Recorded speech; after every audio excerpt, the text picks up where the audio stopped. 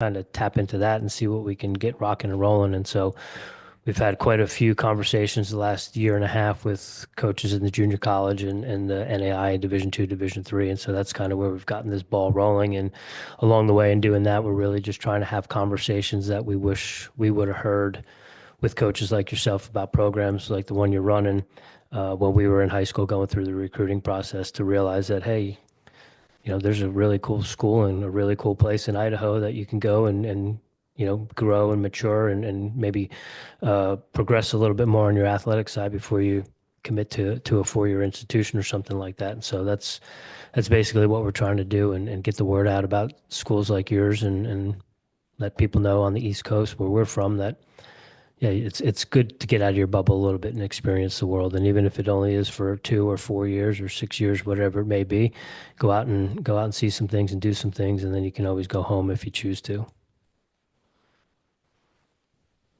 Yeah, I appreciate what you guys are doing. All right. I mean, getting the info out on the junior college programs and schools like ours is huge. I think, oftentimes kids nowadays, hear everything they can about Division 1 and it's Division 1 or bust, but like you said, there's a lot of good options throughout the country at the junior college level that, kids might just not know about and they don't know exactly what a junior college entails, the type of competition you're gonna get, and the opportunities that come afterwards, right? Our main job and one of our main goals is to get you to that four-year institution maybe you previously wanted to go to. So we appreciate what you guys are doing. I've listened to quite a few of your podcasts, Thank some you. of the Division 2 coaches, some of the JUCO, all the above. So we love what you guys are doing. Awesome. Well, we appreciate you listening, and we're excited for the conversation. And without further ado, we might as well just get into it. All right, y'all, we are back, and we're going belly to belly tonight. We are with one of the top junior college wrestling coaches in the country, Coach Derrick Booth, the head coach at North Idaho College, is in beautiful Coeur d'Alene, Idaho, and he's joining us this evening. But before we get into it, if you have any questions, we are live, so go ahead and join the conversation. Drop those questions in there. If you have anything you want to know about North Idaho College or Coach Booth in the program, shoot those over to Jimmy and we'll fire them away as we're going. Make sure you're subscribed on YouTube. Follow the Airey Bros on Instagram. Leave us a 5-star review on your favorite podcast platform. And if you're enjoying the show, you're getting any value out of anything we're doing. Obviously, if you think this would resonate with one of your athletes in your family or friends, send that over to them. But also, if you're getting any value, please buy us a coffee. Click on that link as well. Now, on to Coach Booth. He's entering his third season at the helm of NIC and has already built an elite program. He's coached 10 NJCAA All Americans and one national champion. He led NIC to a fifth and sixth place national finishes the previous 2 years. Captured NIC's first Region 18 team title since 2013 last year. He was named the Region 18 Coach of the Year. He helped NIC qualify 9 wrestlers to the NJCAA Nationals in 2024. We're going to hear about how they qualified in 2025 coming up. Before leading the program, Coach Booth was a star wrestler at NIC himself, earning All-American honors and helping NIC win a national title in 2013. He's back as a coach, continuing the program's tradition of excellence. Buckle up. This is going to be a great episode. Coach, without further ado, we are excited and honored to have you join us on Airey Bros Radio tonight. Thank you for your time and welcome to the show. Thank you. Appreciate it. Look forward to the conversation. Yeah, we are excited. And one of the ways we like to kick things off with everyone is, Jimmy and I, we both have our origin stories. Jimmy was maybe not as, got to pick his as much as I did. He kind of got pulled in tow being 11 years younger than me. He spent a lot of his early youth in gyms and at cross country courses and at track meets, and it was kind of a natural progression for him. But we like to hear about your wrestling origin story and how that led to coaching as well. Yeah, so mine, I mean, very similar to what you were just saying. I got 3 older brothers, so my childhood was spent, in a mat room before I could wrestle, right? Traveling to tournaments, all the above. My dad started our wrestling program here in town way back when, and he had never wrestled a day in his life. He just, knew people that did and thought it was a great thing, a great sport. So he wanted to get involved and kind of ran that for us as kids. and then that kind of evolved, as I got older. But as a youth, I played all sports. I was big into baseball, played football, and wrestling I don't think was my first love. I played on travel league baseballs and that was kind of my first calling. It was the sport that everybody was doing, all my friends were involved in. So that was what kind of I spent more time doing, and wrestling was just kind of, it was kind of the family thing at that point, what I had to do. But as time grew on and, got a little older, started becoming, a little bit bored with the team sports, I guess. When you're playing football and baseball, I'm the type that wants to be kind of hands-on and have, something to do at all times. So, I found myself getting bored in those avenues. And, the thing about wrestling is, it's all you all the time. So as I got older into middle school and high school, I kind of started to key in on wrestling a little bit more than as a youth. Um, and through that, started traveling the country a little bit more, doing some more stuff in the sport and, began to really fall in love with it. So, I think when I was like a sophomore in high school is when I really started to key in on the sport of wrestling and kind of give other things up to pursue wrestling, at a greater depth. Okay. And then that led you to NIC. You were an All-American. You were on the national championship team. Yeah, so, being local, right? I'm from the town just over 15 minutes away from North Idaho's campus. So North Idaho and NIC's program is something, that I've been around since I was a youth, coming to camps, on campus, watching college duels. I've kind of always seen this place as an opportunity, as a place, that I hold in high regard and always kind of wanted to be a part of. So after high school, it was a pretty easy choice, to come over here and continue my, academic and athletic career here at NIC, while chasing, national titles, All-American status, those type of things. So. Okay. And I'm curious, Jim, I'll pass it over to you here in a second, but as someone who's living in South Carolina now and who moved from Colorado, I'm curious, obviously we know the recruiting was probably involved in the process, but how does a guy from just outside of Coeur d'Alene, Idaho find his way to Coker University in South Carolina? Yeah, funny story. I mean, right at the time, it's not a place I'd ever heard of or that was on my radar at all. But a North Idaho alum was actually an assistant coach out there. He graduated the year before I came to NIC, and he was a GA out at Coker. So he got in my ear, my sophomore year. And, when it came down to it, obviously had some other schools I was looking at. But for me, I wanted to go see something new. South Carolina and Idaho are very different. So I wanted to go, somewhere I haven't been before, see a different culture. Wrestling's a little bit different. Yeah, so I jumped at that opportunity and, had a great time out there. And, South Carolina's a beautiful place with great weather. So nothing bad to say about my time out there. Yeah.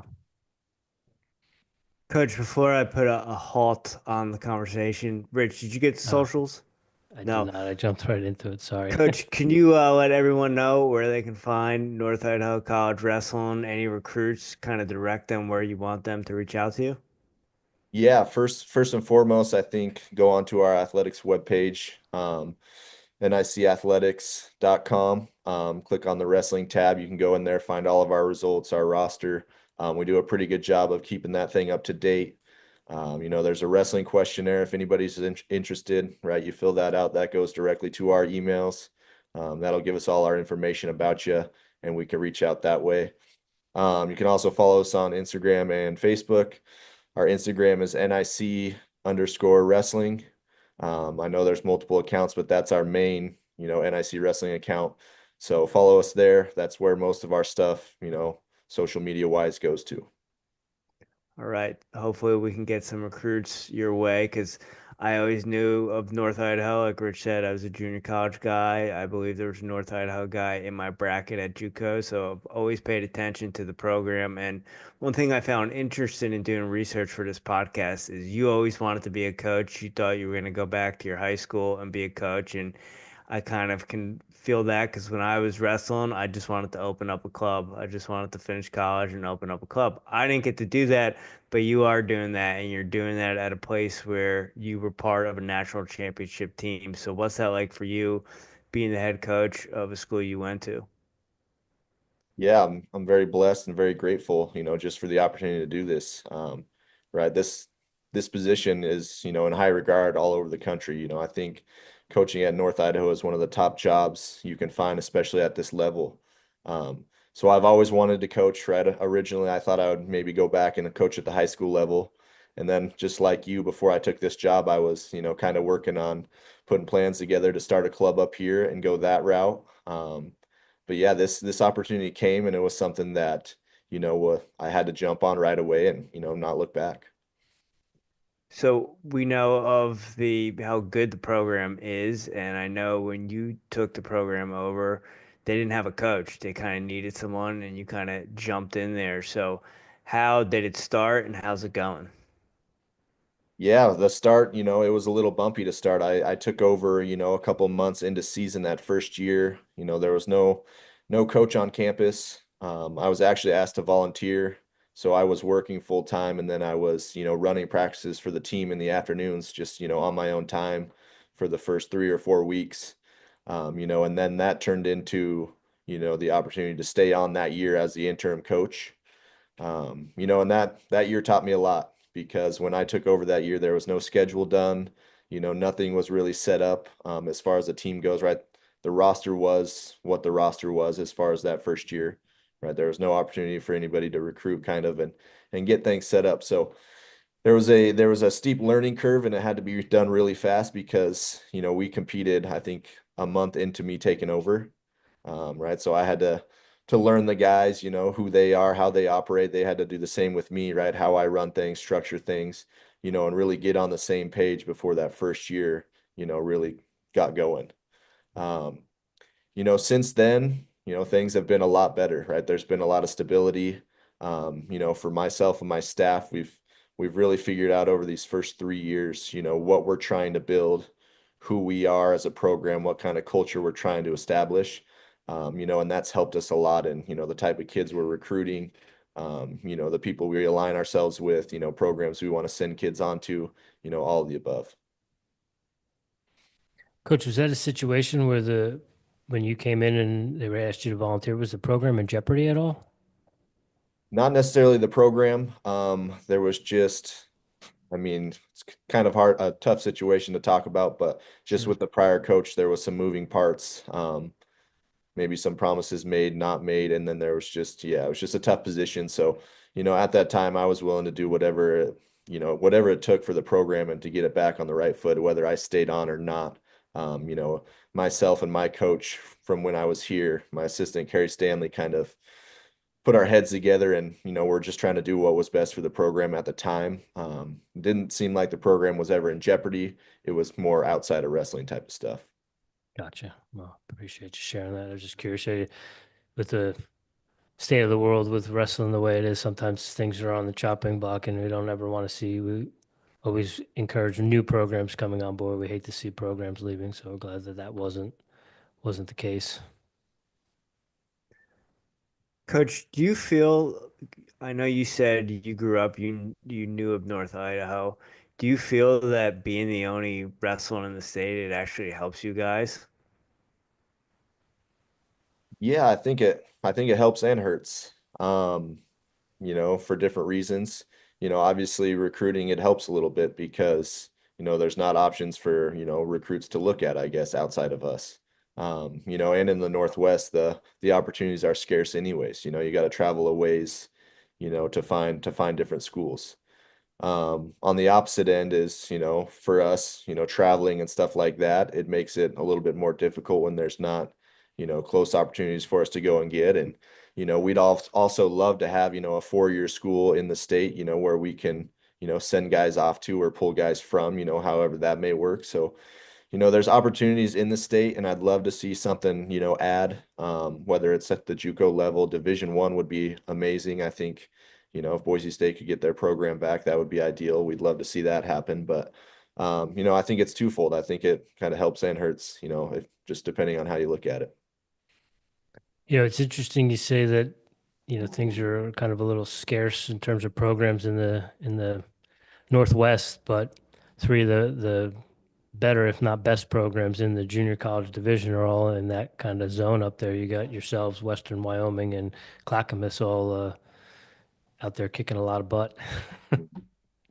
Yeah, I mean, that's good. It's good for us, right? We love having our, our rivalry with Clackamas, right? That makes wrestling for both programs fun. When you got two good teams that are, consistently going to see each other every year, right? That's good for the sport, and especially our level.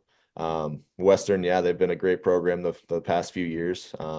Their coach is doing a great job. He's got a system, and it's obviously working. So that's where we're trying to get back to is, that consistent looking at national titles year in, year out. I think year by year we're starting to build it right back up to what it needs to be and where it has been in the past. So yeah, those guys, right? And we find ourselves basically, recruiting against those three teams for a lot of the same guys, year in and year out. If they don't come to us, they come to one of them. If they don't go to one of them, they come to us. So, it's a constant battle, but it's part of it. It's good, healthy, friendly rivalry, I hope. Yeah, yeah. Coach, with what we do with talking to the cross country and track and field coaches, it's more of a thing there with different divisions in the junior college, but with wrestling, it all kind of comes together. Is there are there dormitories and scholarships and stuff like that available at North Idaho? Yeah, yeah, we do have on-campus housing. We have a really nice dorm here on campus, which is suite style. Right. So basically, you have a general living room that you share between two bedrooms on each side. Small kitchenette.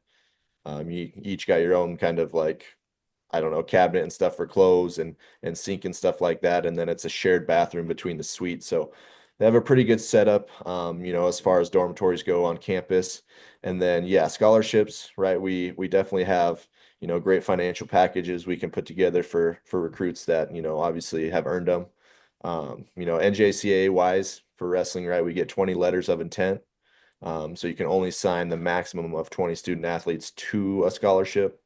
Right. With that being said, every athlete could get a different amount of aid, right? Just based on what we have as a school. So we have a set amount that we can split up, kind of how we see fit between those 20 letters of intent.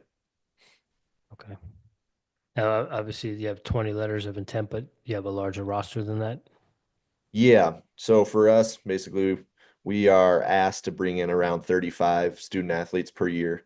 Right. Year one, when I was here, I brought in 46 to 48, right? And that was quite a lot. So this past year we brought it kind of whittled it down to about 40 to start.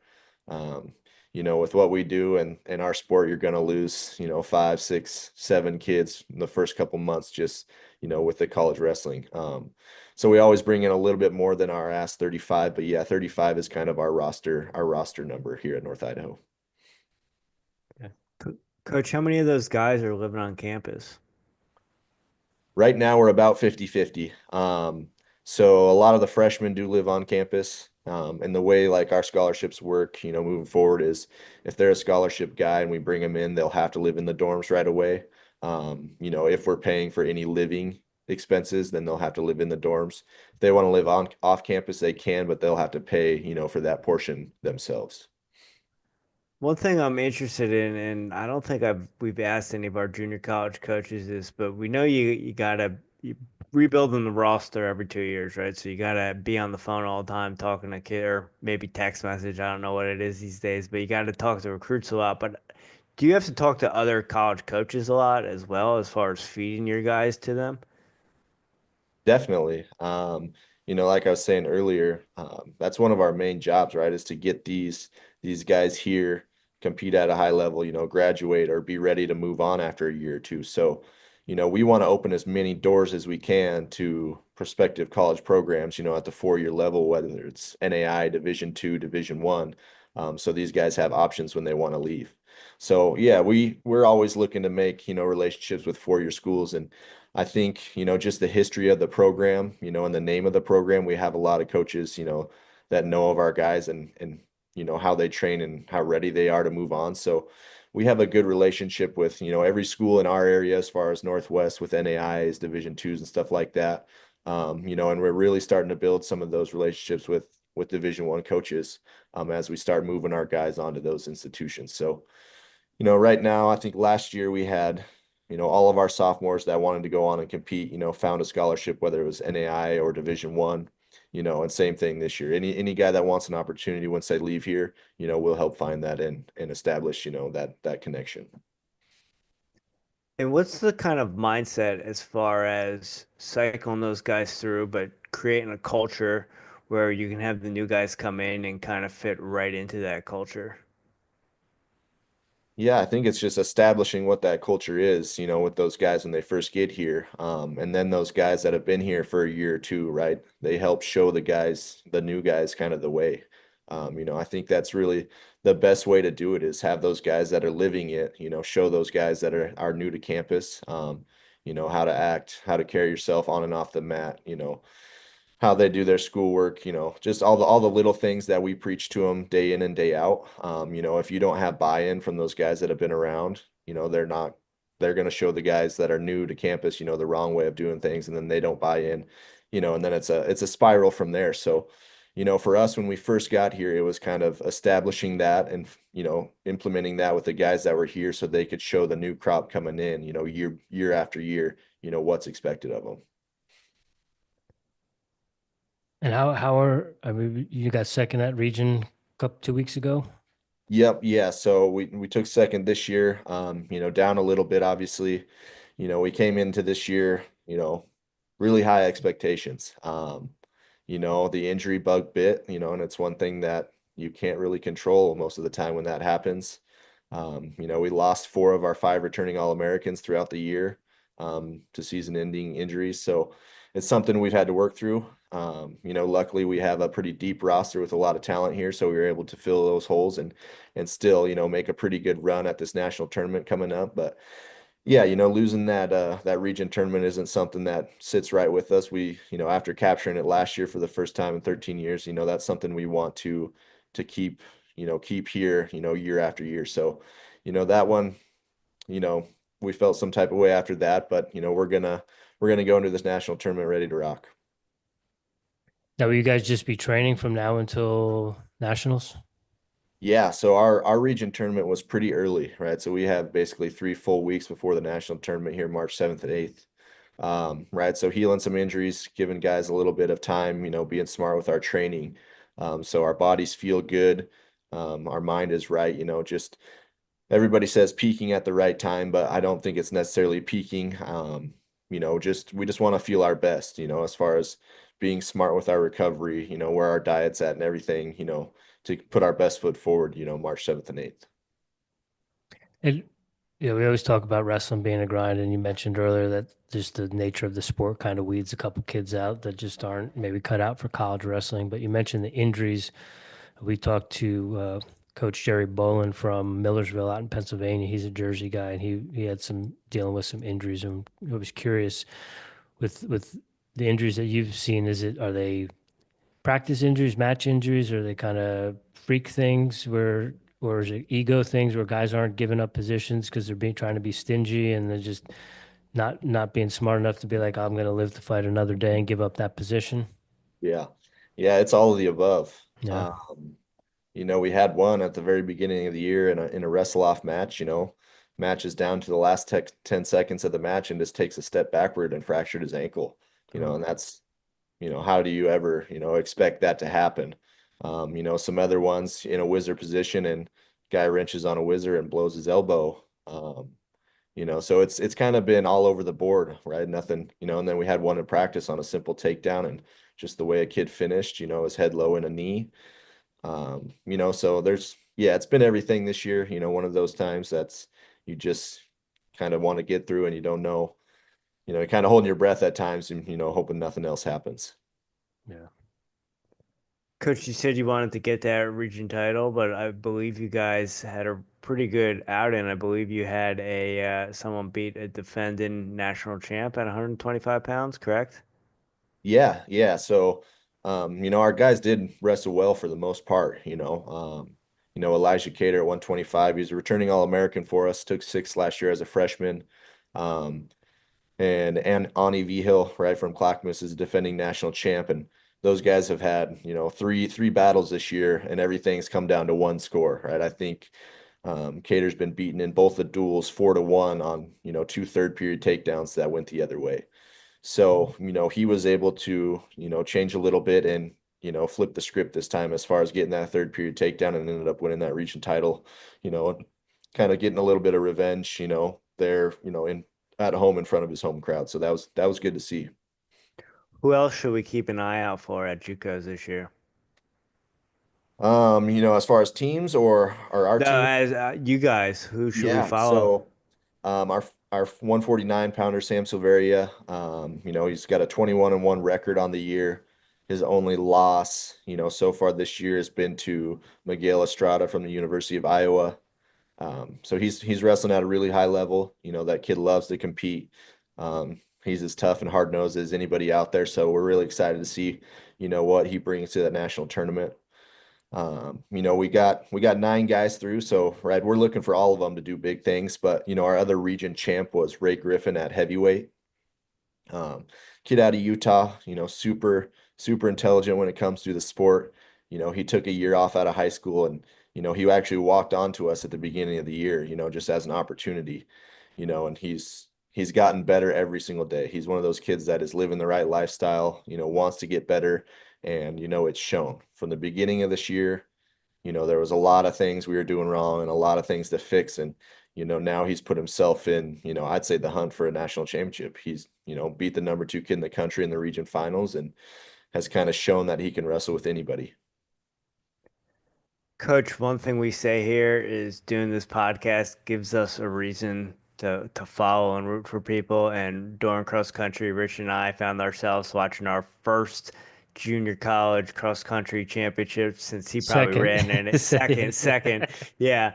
So we've been following along, so we can't wait to follow the guys. And when I asked you that question, you said us or other teams. What other teams are you guys going to be competing against at the top to, bring home some hardware? Yeah, I think, returning national champs, I think Western Wyoming is definitely the favorite going in.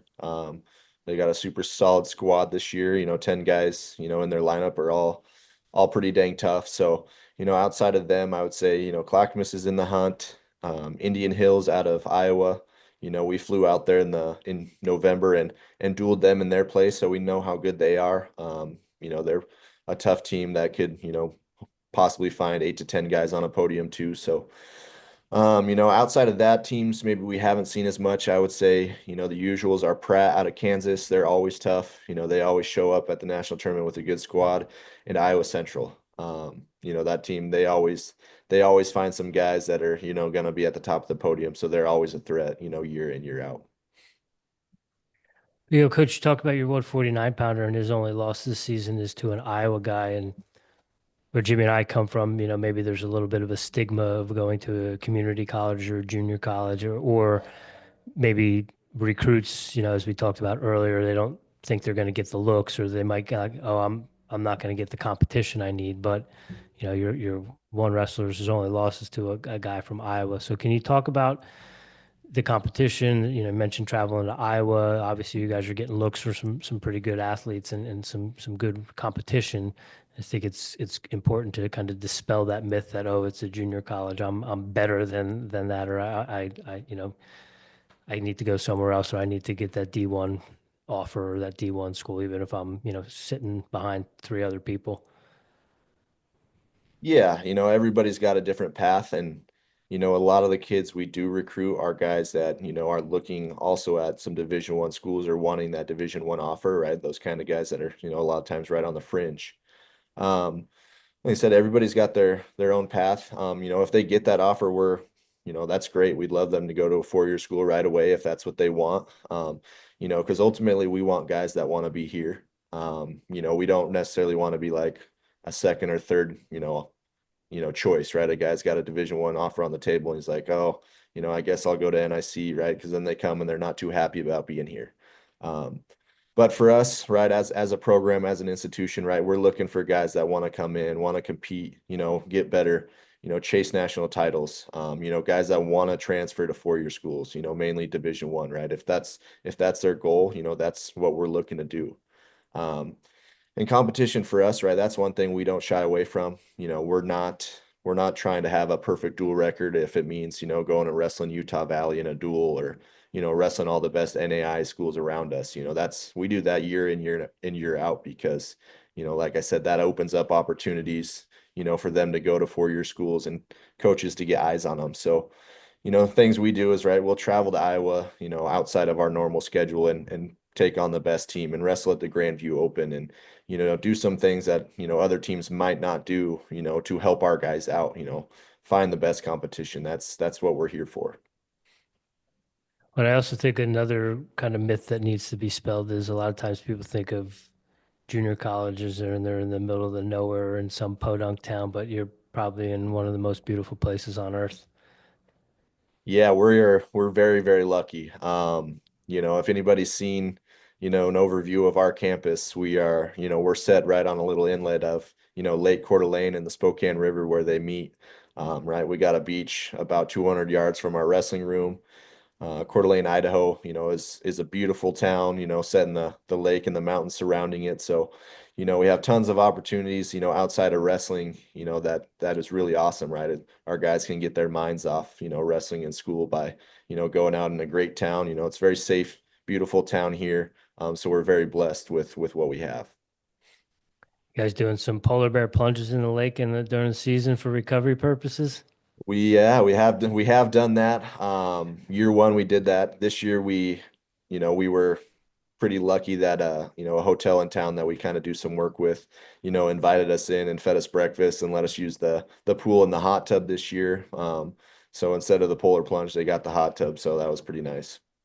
Okay, all right. Back where we're from, back in New Jersey, a lot of times they'll do fundraisers for polar plunges, and they'll use those as fundraisers, whether it's for the PBA or different things. So Yeah. maybe that could be an option for y'all. Get some college kids out there to get them in the cold water and raise some money.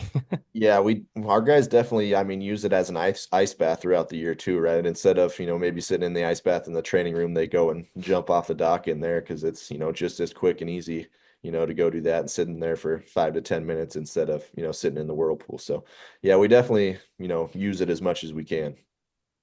Is that the lake they use for the Ironman too? Yep, it Yeah, was. Yep, Lake it Coeur was. d'Alene. So Do they not have the triathlon there anymore? they swapped from the full Ironman to the half here in Okay. town. So it's just a little bit different, the setup and Yeah. everything and where they do it at. But yeah, it's still Okay. here. Gotcha. Coach, you said you came into the season with high expectations, and one thing I know from wrestling at JUCO and coaching at JUCO is you have to worry about the present moment because next year might not come. I've been part of teams that were supposed to have some great recruiting classes, and then no one showed up, right? They went to other places, they didn't go to college, things like that. So how do you focus your guys on the present moment and the present season? Yeah, I mean, you can only control what you can control. Right? We preach to our guys, stay where your feet are, and live in the present moment. Don't worry about tomorrow too much. Right? Tomorrow's not a given. So, kind of worry about today, be the best version of yourself today. And everything else, will take care of itself. Like you said, right, as far as, recruiting goes and building a program, right, you really just never know. You can have the best thing on paper. Guys don't show up, it happens, right? We've been through that in the last 2 years. Right? You think you have a top recruit and then, a guy can commit to a JUCO school and then still go Division I. So, those type of things happen year in and year out. So, I think for myself, just learning that and understanding that, early on is like, hey, it's gonna happen at some point. We're just gonna be ready for it when it does. We're gonna take it in stride, we're gonna move on, and we're gonna find the next best thing. Good answer. You handled that way better than I did when I was coaching at junior college. Yeah, Um, what were you say? it's never easy. Day by day, there's always things happening. And we'll probably get to it here soon, but like the landscape for us is changing every day with, everything the NCAA does and all the different policies and stuff that are, possibly going into place. So, it's always news breaking around here. So talking about that, have you heard anything? Are guys going to be able to go to junior college and not use eligibility at the NCAA level? Have you heard anything? There hasn't been anything passed, right? I think a lot of people think it's already a thing because it was all over social media, with the lawsuit that happened. But that's not a signed, thing written in stone that that's going to happen. Do I think it'll happen? Yes, I think it'll happen. I just don't know when, you know. Um, and I think there's been rumblings, but nothing's happened yet. So I'm not gonna, kind of elaborate too much on that unless I know something for sure. So we don't want to jinx it because we want that to happen because we think that will be awesome for junior college coaches and colleges. Have you got to talk to any kind of recruits or parents, kind of what their mindset is? Do they see it as like a prep year as far as going to junior college? Yeah, so I mean when that then news came out and everybody thought it was, a thing right away, um, almost every kid we're recruiting, send a text like, "Hey coach, is this real? Is this for sure?" And then as it's gone on too, it's people are still asking like, "Hey, is that going to happen? Can I go there for 2 years, get ready and still have 4 years at Division One?" Um, so it's something that's going to change the landscape for sure, and it's would be quite an opportunity for a lot of kids to come compete at a high level, not just be in a room, but really compete and not lose any eligibility. I People should be excited about that because it's going to be a great opportunity, and JUCO wrestling is just going to skyrocket, right? It's going to be so tough if that ends up happening. Well, selfishly, I want to have it happen because I still have a year of cross country eligibility, and I know someone will take a bet on a 50-year-old. Yeah, there we go. Coach, on the flip side of that, though, with the roster caps and stuff that we're hearing about at the NCAA Division One level, have you been noticing an uptick with people maybe knowing that those opportunities might not be there at the Division One level, or now thinking more seriously about the junior college experience to maybe up their marketability? Yeah, I think so. And I think that's kind of just beginning, right? This is going to be the first year that, those NCAA schools that opted in will go through that. So I think they're still figuring it out, as far as how things will look for them and what their rosters will be. So I think, here in the next couple of months, once season's over, there'll be guys leaving schools, changing, right? Looking for new homes. But I really think for us, it's going to be more of a next year, once these schools go through it and they're already having their recruits and they know, 2 or 3 years out who they have coming in. I think that's where it's going to impact us more. Especially, yeah, just this being the first year, I think it's kind of a gray area of what everybody's doing. Once it kind of gets settled, I think that following year is going to be, kind of clear of who's doing what, who's doing the 30-man roster caps, who's not. Um, and then, if they're recruiting a kid and, I won't say promise them, but like, hey, you go here for a year and then maybe we'll look at you after that. I think those type of conversations are going to happen a lot more. Coach, did you get your master's in coaching or business administration? So my master's was in sports administration. Sport. Yeah. How did that help as far as taking over a program? Was there stuff that you saw when you kind of took on that interim position where it's like, oh, this will help here, this will help here? And was there other stuff like, oh, that someone wrote that in a book and never actually did it because it doesn't work? Yeah, I mean, I think it helped a lot. A lot of aspects of it, I think the classes I took on like the social media aspect and how you have to use that in sport nowadays was big. And one thing that I really remember from, that degree and going through those was, my sport law class. And, I had this old professor that was, an attorney in town, and he said, I'm not teaching you the law so you can get yourself or guys out of trouble, right? I just want you to know enough to not get in trouble. And that's, I use that and look at that, twofold in a lot of things that we do, try to stay ahead of the curve and everything instead of, doing something and trying to find our way out of it.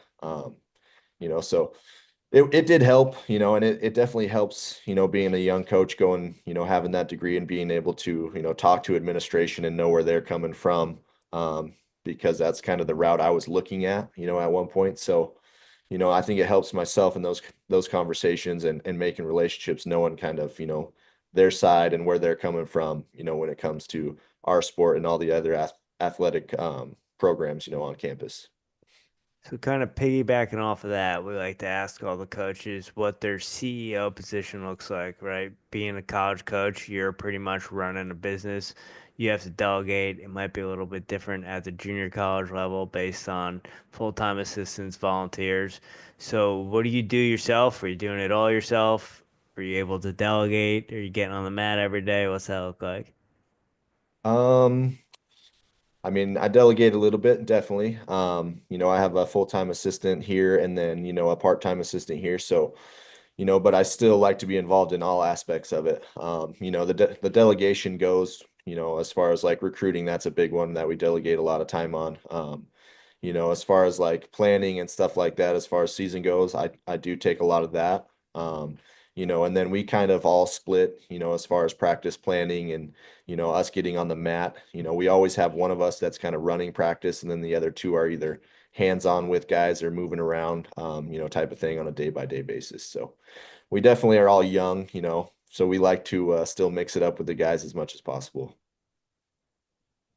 And what's the practice looking like, Coach? We hear a lot about people talk about play wrestling and flow and sparring and those different things, terms that didn't really exist in 1994 when I was on the mat. And also hearing a lot about injuries and those sorts of things. How do those things incorporate in the practice? Have you found that those components can cut down on the injuries and help with guys staying fresh? Yeah, I think each one has its own benefit. And we do a lot of each of them. We sit down and we make plans and kind of talk it through of what's going to be what best for what day as far as a play wrestle match. And when we do play wrestling, we call it play wrestling. It's about a 40 to 50%, kind of go where guys are giving each other looks and feeling their way through positions and techniques.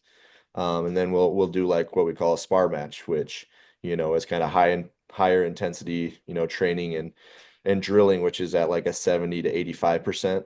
And then you obviously have your live wrestling where, at that point it's, you're getting after it, right? You're kind of not necessarily throwing caution to the wind, but you're trying out everything you were working in that play wrestling and you're just doing it at a higher pace. So, we definitely see a benefit to all of them. And right now towards the end of season, maybe we're doing a little bit more play wrestling and lighter on the spar and drilling than we would, maybe at certain times during the season. Um, but yeah, they're all great. We use them all. Like I said before, we want our guys to constantly evolve. So, we're always open-minded on certain things we're doing and trying to be better ourselves and figuring out, the perfect way to get our guys, to the next level. Are you finding that freshmen coming in, they have experience with all those different types of training? Do you have to teach a lot of that? I know when trying to explain that to high school kids in South Carolina, it was either all or nothing. There was no kind of in between. And I'm just curious if you're seeing that out where you are. Yeah, I mean, it's definitely still a little bit of a teaching curve sometimes. Mm. Um, sometimes it's hard for guys to really know what a play wrestle match should look and feel like, because a lot of times, it depends on your partner, right? Your partner's got to give you a look and a feel and be able to work through things, right? So if you're trying to work through a position and guys just give up, that's defeating the purpose. So we do have to definitely deal with that, especially at the beginning of the year as we see it, maybe for the first time with freshmen, because you're only as good as that partner is, that you're working with that day. So yeah, we definitely still see it a lot and it's things to work through, but as our guys evolve and as the years go on, we start to see it, obviously there's a little higher level year by year. Coach, one last one I got for you. If Rich doesn't have anything before the Final Four, but we mentioned how nice the town is that the school's in.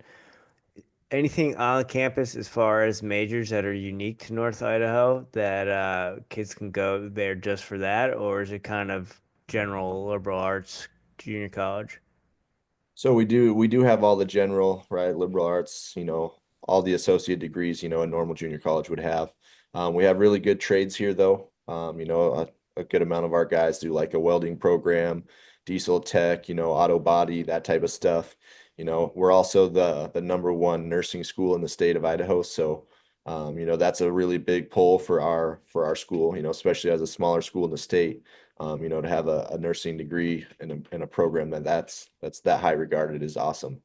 And other things that we offer are right the outdoor pursuits, right?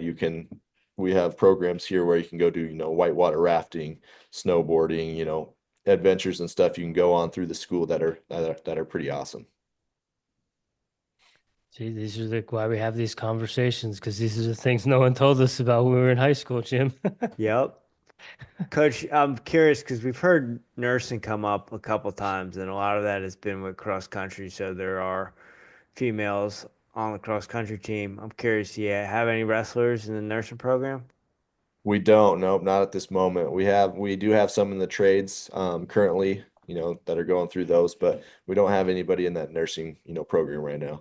I think that takes, the right individual to be able to, balance the two, because obviously the nursing program is probably the most involved here, with the time commitment and everything like that. So, that one would be, kind of a special occasion, the right type of kid that can come and do both. Yeah, we've had one or two coaches that have said that two of their athletes in the nursing programs actually didn't finish their senior years of eligibility because of the workload and the intensity of the nursing programs. Yeah. Yeah. Coach, is Gotcha. there anything about North Idaho that we haven't spoke on that you want the audience and recruits to know? It's a great place. North Idaho is beautiful, beautiful country. A lot of people don't even know we exist up here in the Panhandle, but go give it a look. Type us up on Google. Give North Idaho College a look. You'll be blown away, with the location and everything that we have to offer. As an institution and as a town here in Coeur d'Alene, Idaho. Um, we're also right next to Spokane, Washington, which is a bigger city, 35 minutes away with an airport, Division I basketball over there, so there's a lot of things around.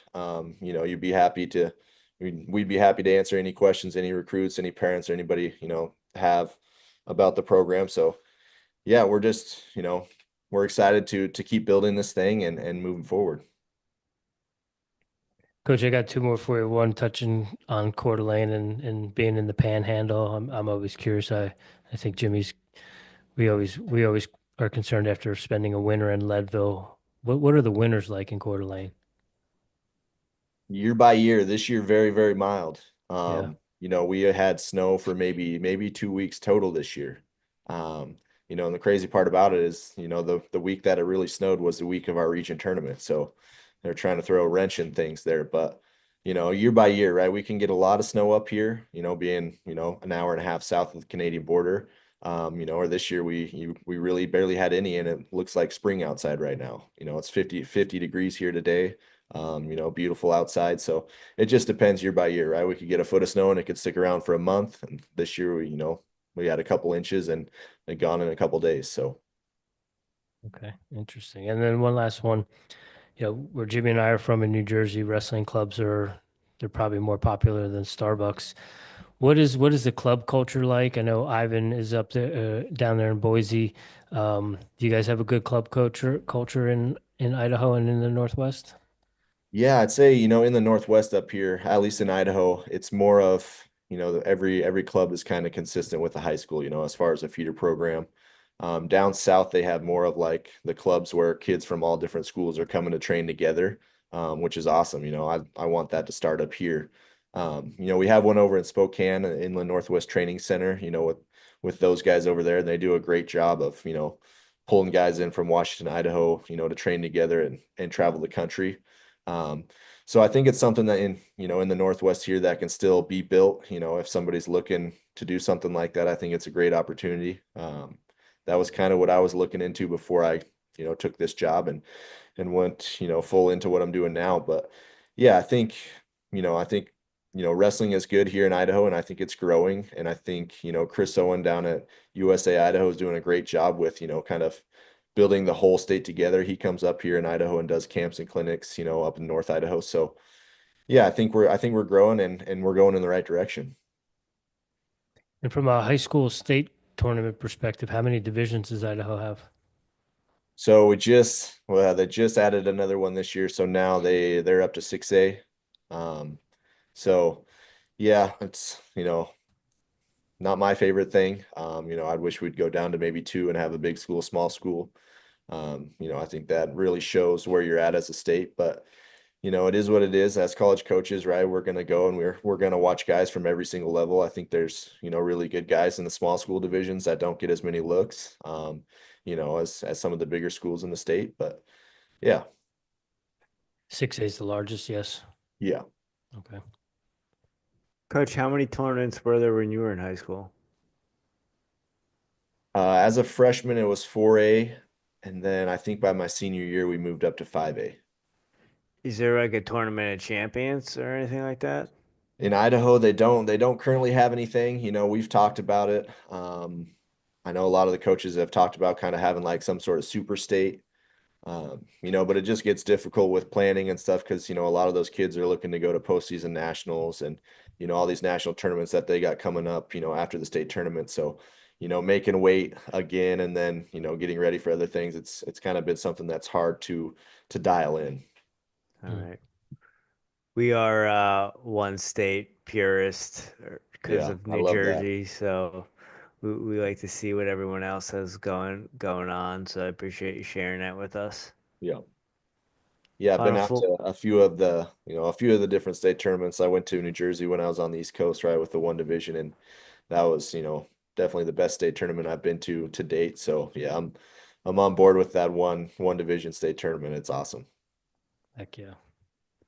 Yeah, we are biased to Atlantic City. Never been to PA or California states, but I'm gonna say it's probably in the most convenient location as far as staying at a hotel and walking to the Yeah, convention center.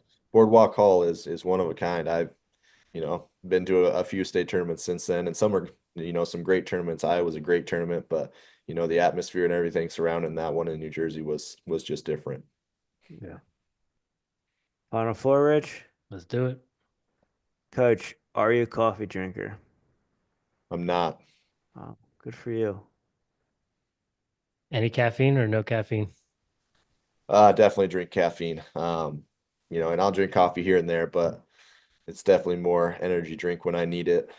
Unfortunately, during season it's a lot. Off season, I try to cut them out kind of completely. But yeah, I definitely need caffeine on some of the trips we got to drive and bouncing around here and there. So Do you do a lot of driving? we do a good amount of driving. For us, like I was saying, location wise, Yeah. the nearest school, Big Ben just added that's 2 hours for us. But before that, it was a 5 to 7 hour trip one way. For a dual. So And those are van trips? van trips most of the time, any longer than the 5 to 7 hours, we'll get a bus and trip down that way so we don't have to drive. But yeah, the 5 to 7 hour trips we'll drive those. Okay. Do you have a go-to energy drink? Ooh, that's a tough one. I'll switch it up. It doesn't really matter what it is. All right. Just curious, maybe there's ones out in Idaho that we haven't heard about, Jim. Um, Coach, do you have any daily practices or rituals you do on a regular basis to show up as the strongest version of Derrick Booth? Yeah, I try to remind myself just to be grateful. You know, what I have, I never thought I'd have. So just, remind myself, what it took to get here and just be grateful for this opportunity and, try to share that with my guys. That's something if they can be grateful for where they're at, day by day and just having a day, grateful to be alive that day, that's I think something that I can share with them and I try to remind myself of every single day. Amen. Coach, what are you listening to right now? Music, podcasts, audiobooks? Are you reading anything? Podcasts mostly. I'd say, yeah, I always have something on in the office. It's usually a podcast. And I am reading for the second time. I've read this book already a couple years ago, but it's a good one that I think relates to, our program and where we're at. It's called Good to Great.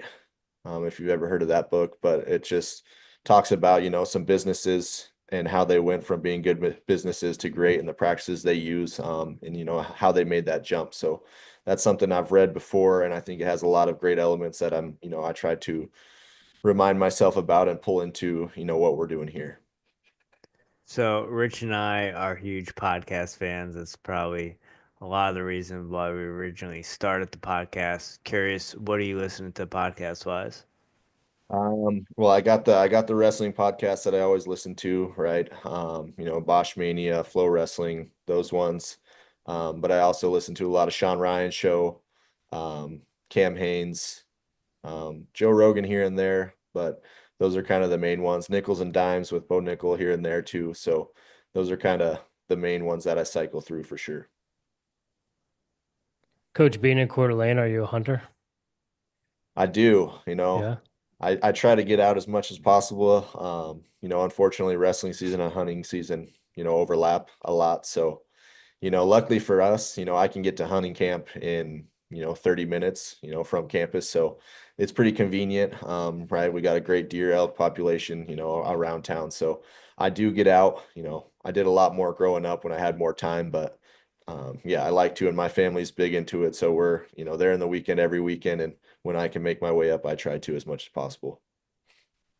You doing bow hunting, rifle hunting, everything? I'm a rifle hunter. Okay. I wish I would have got into bow hunting. I think it looks a little bit more fun, a little bit more intense, and maybe a little harder, but it's just something that I never, had the time to get into, back in the day. So, maybe here in the future I'll pick it up. All right. Any fly fishing? Fly fishing, my assistant's a big fisherman. I grew up fishing a lot too. I have a little fishing boat, but I don't get to go out as much. I wouldn't say fallen out of love, but I just don't, it's not my big passion anymore. You're a busy guy. You got a program to run. I started playing golf too much. To takes up Oh, that'll all my take up some time summertime. for sure. Yeah. Coach, last one we have for you is a lighthearted one. It could be anything. Maybe it's a unique food item out there in Idaho that we don't know about. Maybe there's a craft beer or something. Do you have a guilty pleasure? Hmm. I mean, I don't have a great diet, so the food out here is great. Obviously we're known as potato state, so that you can get anything when it comes to that. But guilty pleasure, that's a good one. I can't really think of anything. Golf. Golf, yeah, I do spend a lot of time in the summer playing golf, so that is one thing. Food, I'll eat anything. I'm not too picky. I would say if there's one thing that's not on my list of foods or anything to eat, it would be olives. I can't eat olives. Anything Okay. else, we can do it. Okay. Coach, I'll But take your olives if we ever go out to dinner. Hey, there we go. I'll get extra and I'll send them your way. My guy. there are a lot of wrestling coaches that have taken up golf as they've gotten into coaching. You notice that, Jim? Well, when I was listening to the podcast you were on, Coach's research, I kind of thought, because you mentioned like, oh, it's a bit, a business thing. I feel like to be a proper like grown male adult in the business world, you have to play golf. I think so a little bit, and I found it too is like it's a good way to be competitive, right? Like in a sport aspect, like I want to be good, right? Anytime I go out there, I don't want to hit a bad shot. But it's also very easy on the body and like kind of lighthearted. So it's kind of a good mix, and change up from wrestling where you're beating up the body, for 6 or 7 months. You can go out, do something, still be competitive, but it's pretty light and easy going. Tell that to John Daly. Yeah. Well, I guess it depends how you play golf. Coach, are you ever going at a range and just hitting balls, or are you just always going and doing 18? Usually 18. Yeah, I'm not a big practice on the range guy. All Get too right. bo get bored doing that, a Neither little was little John quick. Daly. So yeah, just go play. I'll get better by playing, right? It's just like wrestling, right? You don't get better at wrestling by running, you get better at wrestling by wrestling. So same concept. Does Coach, North Idaho have a golf outing as a fundraiser? Yep, we do. We Yeah. definitely do. So we're Awesome. never gonna win it. We're usually just trying not to take last here as a wrestling squad. Coach, one question that I thought of during the podcast, I forgot to ask, and then you kind of brought it up as far as energy drinks, and you're always on the road driving and going to dual meets. I'm curious, do you guys do a lot of dual meets, or is it mostly opens, or do you split it? How's that work?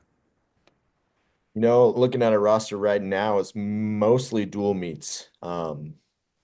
We're pretty even though, right? We have 3 or 4 open tournaments on our roster. But with that being said, not all of our guys wrestle at all those.